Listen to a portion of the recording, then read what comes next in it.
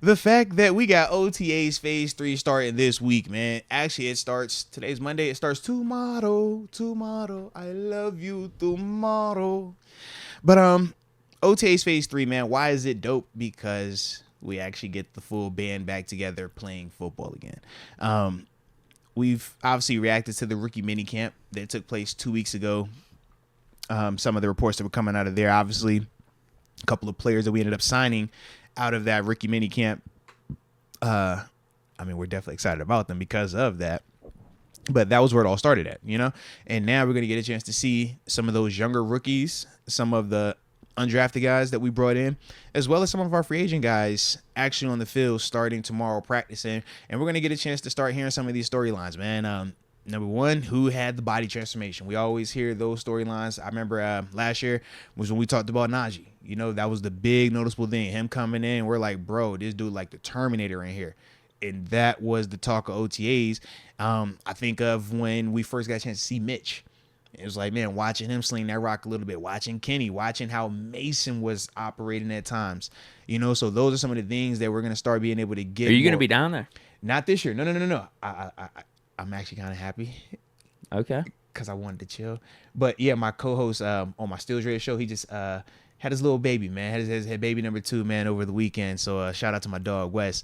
But he's taking a little maternity leave. So, I'm not going to be pulling up doing no solo down there. No. So, I'm not. But I'm going to pull up for, like, 1 or 2 of the practices just to, like, still watch it, get eyes on them and stuff like that. But I'm not going to be down there every day. Nah, I'm actually going to take the universe and give me a bone. You need a co-scout or something? You need an assistant scout with you? He said, yo. I'll let you know what's going on. If you need somebody down there, you know I got you, bro. You know I got you. You know what I'm saying? So I figured, I was like, you know, I'm going to take this time to actually catch up on some rest, man. Catch up on some rest and some family time, man. But, yeah, that's going to be my vibe. But, yeah, man, that does start this week, man. So I'm excited, though, because we get some information, man. And this is what we're all for, man. I want to know what these dudes is looking like. We're gonna have some eyes over there. Just know, we got some eyes. You have sources. We bought. Listen, we tried to get something plugged into where it's like in the meeting rooms. You dig what I'm saying? Like we got some stuff working over there. All right, we got some Mic set up. You know what do we got? We just try to work some stuff right now. We ain't say that down. Throwing some stuffed animals in these rooms. Yeah, like just wear this wire real quick. All right, wear this wire. All right. And just come back and report to me, okay? We're going to meet in the Giant Eagle parking lot on 21st Street, all right? In the back by the dumpster. But no, in all seriousness, though, I was thinking to myself, like, with OTAs about to start every year, it's always some storyline that comes out. And I was trying to think, what's the big storyline? Yeah, like, what do I think is going to be this year? Prediction. Yeah. Well, we said Najee last. Was that the big one? That was last year. Like him coming in that joint, even though he told us that he weighed the same. We like, bro, ain't no way. Yeah. I think you're right about Mitch. Wasn't there a lot of buzz about Mitch? Like it seems like he's in command. He's showing leadership. That was one of them. He was the guy first on that. Like did all the leadership stuff. When he stays back, everybody stayed back with him. I remember watching it. Like, yeah, he's the alpha out here right now. Was there any Pickens storylines coming out of these mini camps? Nothing. What is this? Minicamp? Yeah, this is minicamp. All the same thing? Yeah, so this OTAs, no, minicamp. So rookie minicamp was the one part. OTAs is now, and then you have vet minicamp at the end. And all of that kind of runs together. OTAs and vet minicamp, they're pretty much the same. It's just that's the mandatory portion where this technically is non-mandatory. The Pickens stuff really heated up in training camp. That's when it was for him because they weren't really stretching, like throwing it down the yard in OTAs, putting them dudes in positions for like combat catches. It was more so just like time and stuff. And we were just looking to see like who are the athletes because you really couldn't gauge a lot from like our interior offense line, D-line. So guys like James Daniels and Mason Cole who were new, we couldn't really give a depiction of them because every time you watch them, they're just going through their steps because they're not in pads. But for the athletes, I remember one of the things was Mateo Durant versus Jalen Warren. I remember being like, man, I feel like Mateo looked a little smooth, looked like he was faster. But then when you put them in them pads come training camp, we obviously saw how that kind of shifted. Yeah. Yeah. Okay. So off the top of my head, yeah, the big one's going to be the left tackle. Who comes out? Who's first group? Yeah. Yeah. I think that's going to be the big one. I'm guessing it's going to be Dan Moore. You think? See, I think it's gonna be Broderick. Really? I feel like they're just gonna do it. I think they're gonna rip the Band-Aid off and say, "Yo, we drafted you a 14 overall. You're the guy. I don't care. Make us right." Like I can see Coach Thomas saying that. Like we believe in you. Make us right.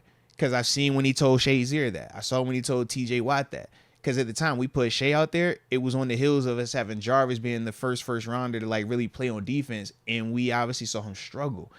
And people felt some type of way, not just publicly, but in the organization. It was like, yo, we don't do this in a Dick LeBeau defense. Y'all kind of made him, have to put this dude out there.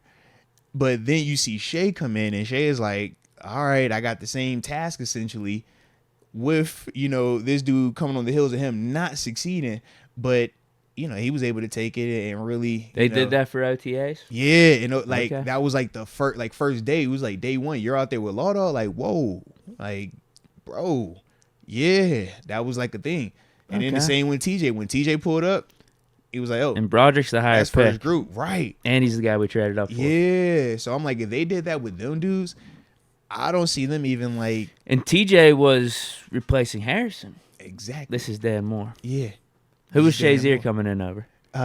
Vince, because Vince was the starter at the end of his rookie year. So that's almost like a Dan Moore scenario, right, kind of. Because it was Vince, because Sean Spence was hurt at the time, and he had blew his knee out the year prior, so he was still on like the rehab circuit. And then TG was just special teams, but he was the tryout guy that kind of had the underdog and signed story that first year, so you weren't gonna bet your house on him going into 14. Yeah, yep. You might be right then. Yeah, man. You might be right. Out there, we was like, okay, all right, like that's what we doing. That's got to be the biggest one. Am I wrong? I think you might be on it, bro. I look at that because there's definitely gonna be something with Pickett. Like, I see the new command of the offense. Oh yeah, so you're gonna get all that, and we're gonna eat it up. I feel like that's a gimme. Do we see anything on the back end? Defense? Yeah. I was trying to think. JPJ. Yeah. I mean, Keanu Benton, maybe. Because I heard. Does he get some starters minutes here? Because I think of how they talked about Corey Trice, right? And how he kind of got some buzz coming out of rookie minicamp. I wonder who gets that first. We're going to hype this rookie up first go around in OTAs. When they watch a guy matched up versus one of our receivers. It's like, oh, Corey Trice, man, this is the guy right now. He makes one stop on Pickens. Yeah. Like, who's going to be that guy? Yeah. Because it's going to be one of them. They're going to really just, like, sell us like, bro, he locked him up. Yeah, I do feel like Trice is getting buzz, and I think it is kind of connected to JPJ. Mm-hmm. It is. Two rookie corners, both big 10 corner. Like, yeah, both lanky, rangy, all that. And this guy, he had high value. He had high value as well. Right. People are trying to imagine those two as a tandem for years to come. I'll be interested with Keanu Benton, though. Keanu Benton. Will he get starters minutes? Right, not minutes, but I guess reps as nose tackle, specifically nose tackle. That's what I'm thinking about specifically as well, because we know DeMarvin Leal, Larry Ogunjobi, Cam, they're going to take the one. Actually, they'll be out there with the first group, but they're not going to take actual like reps like that because you don't do that to them at this stage of the year. But Keanu, that nose spot, that is. I just don't think that's going to be a big story though. It won't be a big story. But he's big and he's on the defensive line. It'll be talked about though. It won't be the biggest story. Right. I think the Broderick Dan Moore is massive. I think they're going to talk with these corners, especially because the JPJ element. I think that's going to be talked about.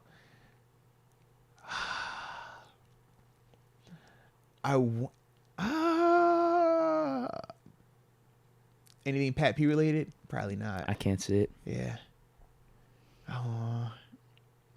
Unless it's connected to JPJ. He's teaching him everything he knows. Exactly. You can see it rubbing off on him. Okay, here's another question. So last year, we also had the Deontay Johnson saga, right? Because the whole contract. Highsmith. Yeah. Do we get that? No. Okay. Because we haven't gotten any of it up to this point. That would probably be the only. But we ain't had that with Deontay either. Oh, wait. This is, you're saying Highsmith not showing up. Yeah. Because remember, Deontay would show up. He showed up to like, I think he would come to like once a week when I was out there. It would be like once a week, but he wouldn't like. Oh yeah, are these mandatory or voluntary? These are the voluntary ones. The mandatory ones are they start the second week of June. Because he showed up for those. Yeah, well, because mandatory, they'll fine you $30 grand a day otherwise. You know what I mean? So he pulled up to those, but for the OTA portion, he wasn't.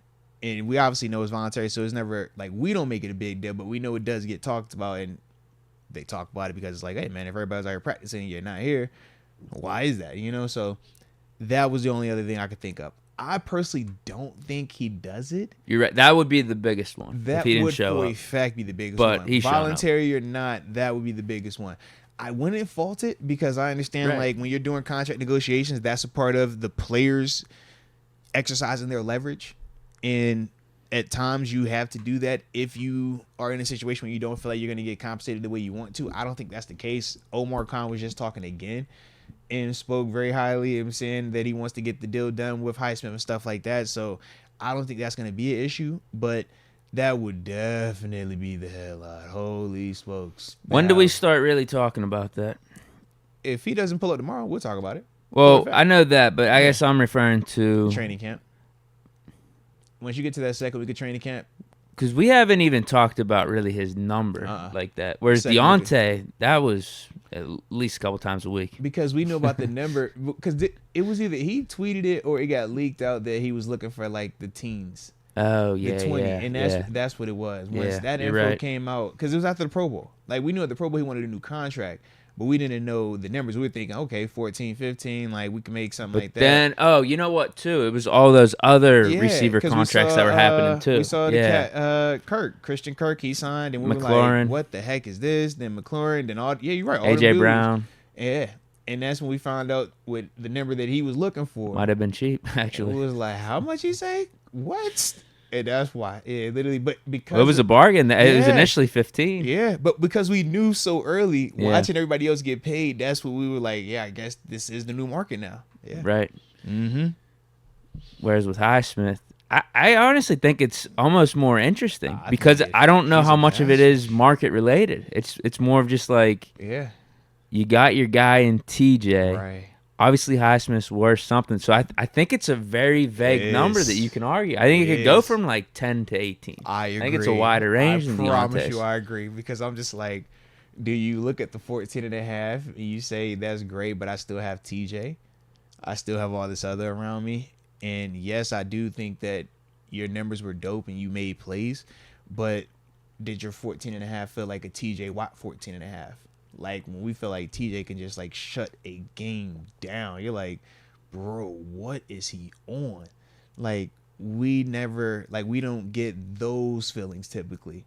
So when you're talking about how much you're willing to pay while having that guy already on your roster and he's already making 100, it's like that's the part where you, like you said, man, it can make you not want to overspend in that position group right there. And part of that, when you look at them drafting Nate Herbig as well, it does kind of give you maybe they already are trying to prepare for that scenario if it came to that. Not saying that it will, and I don't think it will, but they're just kind of like, let's position ourselves just in case because we don't know how this negotiation is going to go. We don't know. This is the first time we're going to see it what Highsmith is on.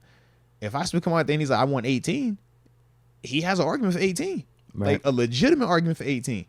Yeah, Bud got what, 16? 16, yeah. And that was after getting an ACL.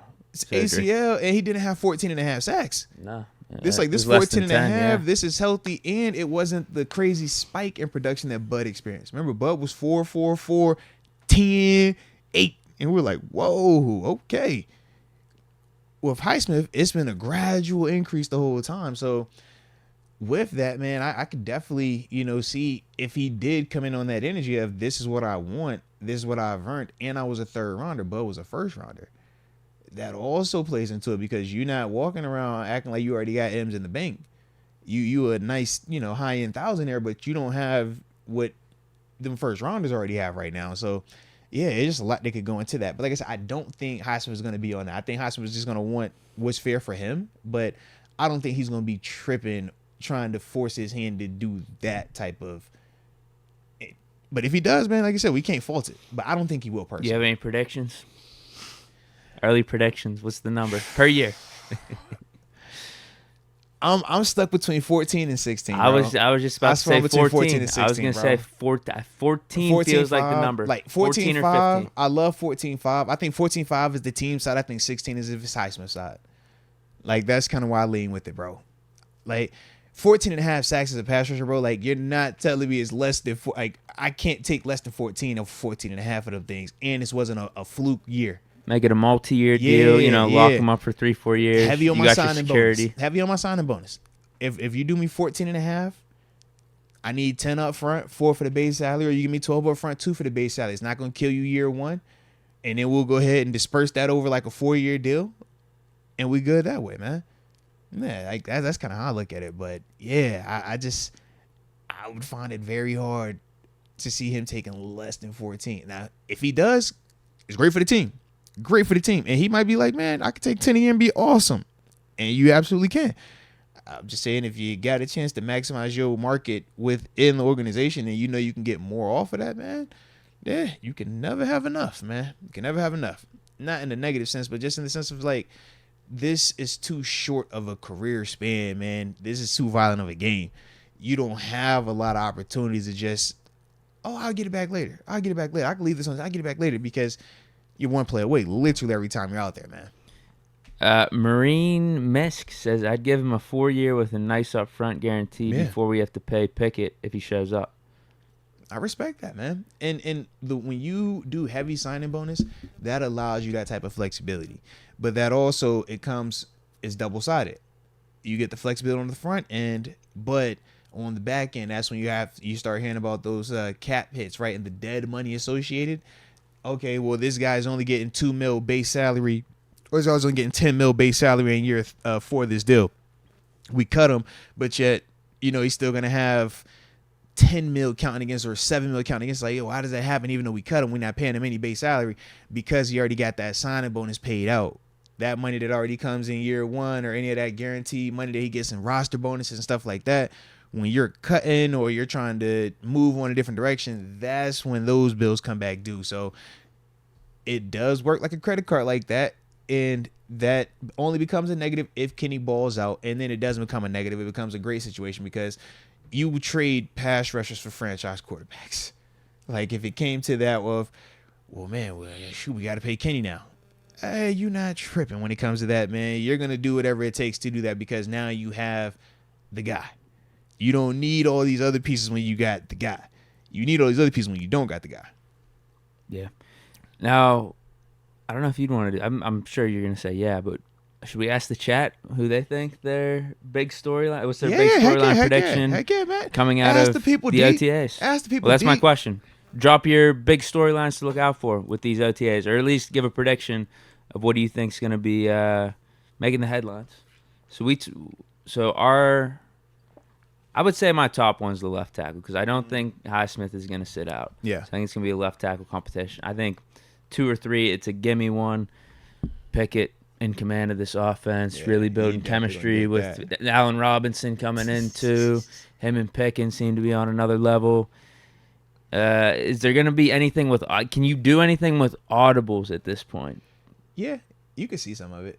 Okay, so maybe some audible talk. It looks like Canada's giving Pickett some audible reins. You know how much 7 or audible something on us, man, and have Coach Butts pissed off in practice. Hey, dadgummit, hey, now y'all told us we weren't putting in all that defense stuff today, dadgummit. Now 7 gonna be doing all this checking, dadgummit. I'm gonna put my real defense in here now. I'm tired of this, dadgummit, because 7 he gonna talk greasy to Butts.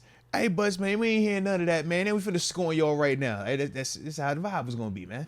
So yeah. We be out that thing, check. We in this thing full game planning for OTA practice. Like, bro, what are we trying to do today, man? But yeah, so audibles can definitely happen to OTAs. Yeah. Ooh. Okay. If someone can decipher that from the sideline in terms of like a reporter, I think that would be the number one. C-Bash would have to be one of them dudes. Kenny Pickett was running with some audibles. Yeah. I think that would be, like, if you can throw the word audible in there, with Kenny Pickett, I think that'll end up being the top headline. All right. We do got some of these answers coming in here, man. Let's see. Isaiah Robinson says, should we trade Najee after this season? Yo! This is what we're getting out of OTAs. Is this TG's burner account? We need to know. I have questions, okay? Man, that would definitely be one of them. I can see that. Okay. Ooh, that's a good one. Other Jacob, I think Darnell will be a big story of this camp. Ooh, if he goes out there and catches 1 or 2 of them big ones across the middle of the field, we see him get the run, and it's like, oh. And you know how to play finishes where, as a defender, I'm watching, I'm like, he got tackled, Deke. But everybody else on social media is like, oh, he just scored an 80-yard touchdown at OTAs. And we're like, no, bro, stop that. It's going to be one of them. I could see that. I could definitely see that. Yep. Baby Bubba, emergence of Calvin Austin III. CA3. I like that. Is that his nickname, CA3? Is that what we calling him? CA3. I've seen a couple people put CA3 KPA in here. CA3. Yeah. That's, CA3. Has he earned that? He ain't earned the nickname? That's like KG effect, man. We was calling the Fitty trade. He's like, nah, you just Kendrick. I feel like that is the inside track for his nickname. It is, though. CA3. CA3, it rolls. Can't really think of anything else. Definitely flows, man. C3. No, CA3 is it. It's good. It's the Carter. Big Keith says, Demonte Casey. Huh. Shout out to Casey, man. 2 JPJ or 3 inside linebackers, Holcomb and Roberts. Maybe some of these are what people are most interested in, like personally, because I don't. The thing is, I just don't think the inside linebacker or like a Demonte Casey is going to be just due to the nature of how right. Unless what makes Casey's headlines out there, worse. if Casey's out there and he ends up with 5 picks and they coming off of Kenny, then that'll be a headline. For a fact, it'd be a headline. But they will spin it more as a negative to Kenny than a positive for Casey, though. Right. Yeah. Yeah, for sure. Yeah. Shoot, it's funny y'all brought about Casey, man. I was literally just chopping up film on him, man. Wanted to talk about him in this, this safety thing, man. Showing this strong safety stuff that he gonna be rocking with a little bit, man. If they hold true with, as the roster's set right now. So yeah. Big Noriega says, I think Herbig and Trice gonna be the talk. The late round picks. Trice. We did say Trice. Herbig, I could see. The only thing I feel like is going to be a little bit tougher for Herbig is because they're in shirts and shorts doing OTAs. Even when you're winning as a pass rusher, they're always going to say, oh, he ain't got pads on. Oh, if he had pads, it would have been different. Oh, you know who would have cut you, right? You know who would have blocked this way, right? You know who would have done that to you, right? So it's always going to have that little bit of a discredit. I just don't know if they're going to allow it to get hyped up like that.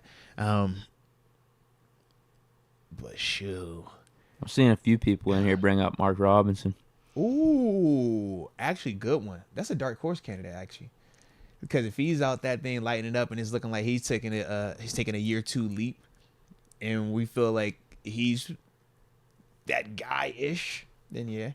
But right, because that's big then when you're talking about signing a Quan Alexander, that would Reuben be Foster. Massive. Yeah. Maybe you don't need to do that. Yeah, but he would really have to show that though, man. Wow, William Cecil says Mark Robinson beating out Roberts. Why not? They're 2 peas in a pod. Why not? That's what I'm saying. Why not? They're very similar games, I think. Mark Robinson younger. more athletic. Yeah. Mark's younger, a little more athletic. Orlandon, more proven, has done it longer. But I think Orlandon's a little bit thicker of a player too. But I don't see why that's unfathomable. And it's not like Orlandon got paid $10 million. Like, he got cool money, but it wasn't you are, not able to get beat out money, if that makes sense. So yeah. X Concept says the talk will be us signing or trading for a legit inside linebacker. So he thinks one of those signings happened. I can see that too, though, bro. Because if we sign Quan Alexander, bro, the day he gets the OTAs, that's what everybody's want to see. We're going to be talking about that like crazy. How about this one? Yeah. Hollywood 931. Kendrick Green wins the fullback job and dominates. I can't stand you. I love it, though. That would probably be the biggest one. If he goes out there the problem is this, though. Fullback. The problem is this. Outside of Vince talking about it, and then us reacting to Vince talk about it, who the heck else has come up with this or has talked about this theory? It started with Vince. Vince said, I guess it was on Twitter, that he thinks Kendrick switching to fullback would be elite. Like, that would be a great play for him. We obviously came on and reacted to that. Then we had TG on and we talked about it even more. So it's like, nah, we know what that is. If that's at fullback, I don't want to hit that all the way, bro. Like, that's I'm a little upset we playing that team. Like, I'm not looking forward to the game all the way. So, yeah, but we ain't heard any of these coaches. We ain't even heard Kendrick. I think, can we pull up? We're keeping it under wraps. Is he active on IG? Instagram? Yeah. I'm like, maybe he's posting like his trainers. Like some people like post like trainer workouts. Like, let's see what type of workouts he's doing. Or maybe if he slimmed down a little bit. Mm-hmm. If he's looking lean, if he's looking like Rosie Nix, that's a telltale sign. If he's working on, catching the football, telltale sign. What do you think? Oh, he living life. He a rock star. Big chest, baby. Oh, all right. He playing the low key card. When you start seeing the family pics, it's the low key card. They got the little baby up there. I respect that, man. Respect that. Shout out to the pops in there, man. Let's go. But that's that. Stay away from me. Don't put no fire on my name right now. You can't comment bad if it's a baby up here. I like that. I respect it. It's because he's training to be a fullback. Wants to keep it low key. He's in that lab for the body transformation, bro. You can't show the body transformation early. Let me keep this present wrapped up, and then I'm gonna roll it out tomorrow afternoon. For all the people. This actually tomorrow morning. I think they're at 10. No. Practice is at 11. Like 10:45, 11. Yeah.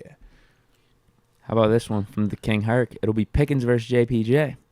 I feel like that's more training camp, right? Training camp, we're gonna get that. Training camp, Coach Tomlin that's gonna be the matchup every single day, bro. Really? I swear, absolutely. I think we throw Pat P on him once or twice too. No, Let's see if the old dog still got it. So check it out. So Pat P is definitely gonna do it, but the reason why it's gonna be more of the JPJ is because he has to make sure that is as ready as it's gonna be, and he knows what he has. Him through you know what I'm saying? Yeah. So he already knows what he has in Pickens. He knows Pickens as a star all written over. So to get JPJ ready for that type of fire, I need you to go get that. I saw with Artie Burns. He literally, Artie, you're following AB around everything. I don't care. Like Joe Hayden would get reps. Joe Hayden would compete against him. Oh, wow. But it was Artie Burns. This is who you practice against every day. And that's what we thought year one. We thought Artie was going to be the guy because of how well he played. How he responded, bro. And some of the moments were like, yo, you're a rookie. But because you've been having to compete against AB, now you're out here competing and you playing tough, even though you're not perfect, because he wasn't perfect. But think about his rookie year. We didn't feel like Artie was a bust coming out his rookie year. Oh, he put Artie Burns against AB his rookie year. His rookie year. That's what I'm trying to tell you. Yeah. I thought it was his second year. I was like, did AB, was he the one that shattered his confidence? No. No, but year one, that's what he would do. And we were just like, bro, this is dope. But that's what we were like, when it came back, we was like, yo, it's just wasn't the same. And we don't know why. We don't know what started to happen, but everybody could attest. Like, you look at Artie year one, you look at him year two. He had a great rookie year. It went downhill. I don't know why. Personally, I don't. And like I said, that was my locking mate too. I can't explain it. But watching it year one, I'm like, man, the way Coach Tomlin did that, I was surprised by, because I was thinking to myself, bro, you don't just put that out there versus AB. AB will kill your confidence, bro. Like, AB, how you feeling like you suck? Like, I'm watching AB get after Joe Hayden in these practices, and I'm like, Joe, if we ain't know that you could shut down everybody else out here, we'd be looking at you a little sideways right now. But it's just like, we know that that's AB, so he's just different. But yeah, man, they putting Artie. It's like, yo, Artie, that's your guy. Every time it's a drill, and AB don't sit out of a drill. AB's in every single drill. AB the guy. You want to block? Okay, AB gonna maul your face off. All right, you want to run route? AB gonna route you up. All right, whatever you want to do, AB ready. So that was that thing. And if Artie would ever sit out, oh, everybody calling him out. Hey, bro, get up. No, get up. Nah, what you doing? Come on, he waiting on you. AB ain't done yet. Go ahead. Go get it. Yeah. But it helped him out. So I just think that for JPJ, it's going to be a similar convo. Pat P going to get his time in with Pickens to make sure that both of that, sharpening where it's supposed to. But you know what you got in Pat P. You know who Pat P is. Pease Jr., that's going to be the one. Corey Chase will get some opportunities, but it's going to be Pease Jr. That's going to be the one that they're going to be just right at the hip, man.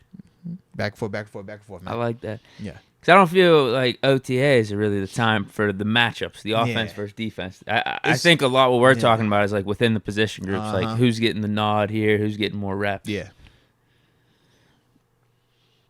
I like it. That'll be good. I like that little inside story there. It's going to be fun, but no, I'll never forget that one, man. Like, watching them dudes, I'm like, dang, like, girl, it really had us sad when Artie was not being Artie anymore. We like, no, man, like, we wanted to believe in you. You was supposed to be it. Him and Martavis. Yes, bro. We wanted to believe it. Wanted to, man. But that's the NFL, man. That is the NFL, bro. Big Keys 330 says Allen Robinson is going to be a headline for sure. It's either going to be him or Calvin Austin. I mean, you think about Calvin, right? They're both competing for that slot spot.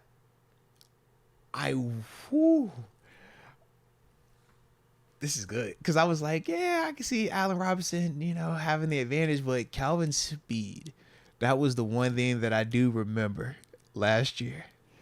Said he didn't even turn the afterburners on. I know, but when we watched him run, we was just like, God dang, what is that, bro? Like, it looked freakish. Like, that's not the afterburners. He looked like he was in fast forward, Deke, and everybody else is in regular speed. It's crazy. That does wow you. That does have an effect on you. If you see that when you in person, Deke, you ain't get a chance to see that in person just yet. When you see that type of like, it just zip by you, like, God, like it can have that effect on you. It can definitely have that effect. So now this one's maybe a little bit more for training camp. Steeler Nation on Fire says TJ versus Jones. Would they specifically move TJ over to go up against Broderick, you think? They're gonna have them match up some, but they're not gonna, like, TJ's not gonna specifically like head over there for that, but they'll get their matchups in. It's more so gonna be Highsmith on them, because for Highsmith you got to think, what are we trying to prove with you, Highsmith? 14.5, that's your floor now. Whatever we're gonna be paying you, especially come training camp time, right? The contract is either gonna be done or negotiations will be going on, and that's the other part too. I don't know how much we get that matchup this year if the negotiation is going on in camp. Because if the negotiation is going on in camp, I don't see Highsmith, like, he'll be there. I don't see him doing the team stuff like that, though. The holding. Yeah. Like, it's we saw it with Minka, we saw it with TJ, we saw it with, I mean, Deontay didn't get that far, but I'm trying to think, Vince, he had a little situation, Al, like, all these different dudes that have come through. And when you're waiting to get the contract in training camp, you pull up to keep it quiet, to show that you're still on board. I'm here, but you don't do the actual, like, risky stuff. So that's the only thing with Highsmith. If they don't have that deal done prior to that, I don't see them just throwing him out there and that being the scenario. Now, if the deal is done before that, absolutely, you're going to get that. Yeah, you can get that a lot, because they're going to want to prove that Highsmith was worth the money, and they need to make sure that Broderick can't handle that, because that's a 14.5 sack dude. Yeah, but they're not going to make TJ go out of his way to go over there. Yeah. Anything else? Nah, man. But those are some dope